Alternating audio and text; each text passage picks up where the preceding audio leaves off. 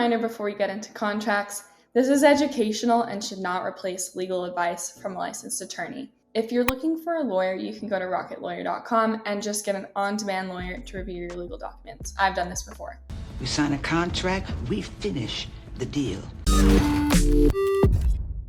So you've sent your proposal, gotten on a first call, and the client is ready to move forward. Now what? It's time to create a contract. I'm scared, Rick. When I quit my job, I ended up traveling Europe, not for 1 month, but for 4 while freelancing. The first time I pitched a flat rate contract, I had no idea what I was doing. I had several calls with a potential client, and we verbally agreed on a scope of work and a price. I was super excited. They asked me to send a contractor agreement, which I didn't know what that was, but it is the most common contract type that you'll run into. I recommend sending this type. So I spent a solid 3 days trying to write this contract, wrote it in Google Docs, sent it via DocuSign, and it was a mess. Don't be afraid of the mess. That's the key.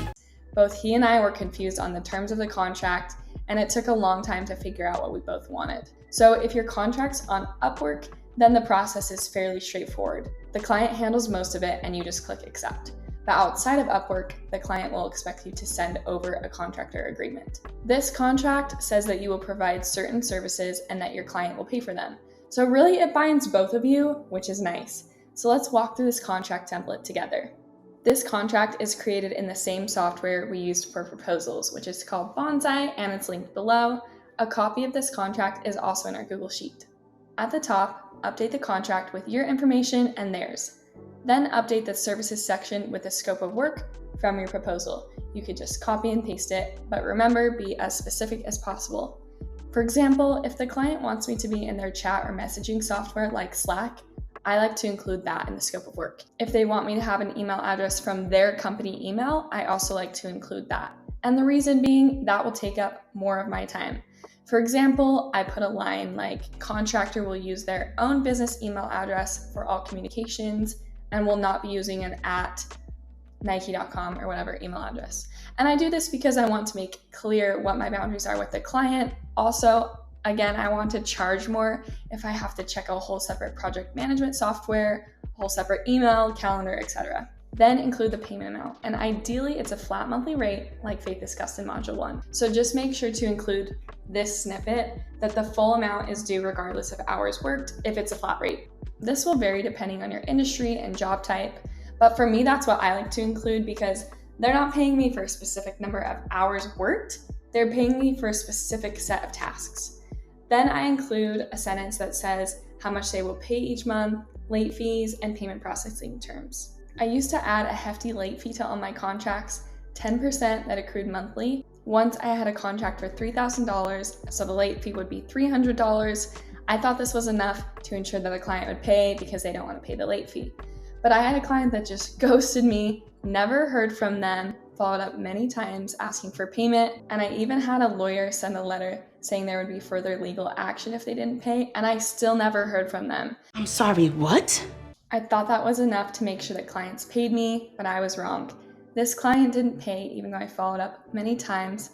I didn't hear anything for weeks, and I even asked a lawyer to draft up a letter demanding payment.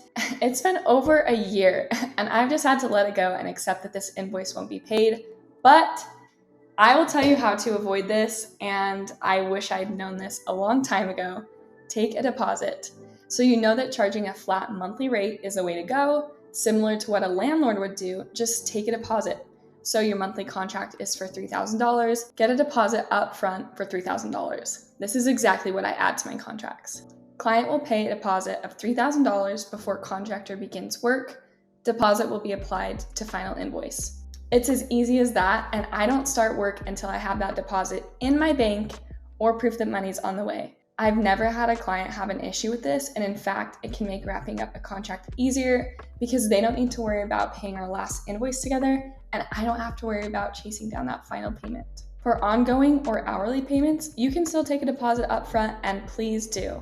So let's say your hourly rate is $70 and you think the project's going to take 20 hours to complete.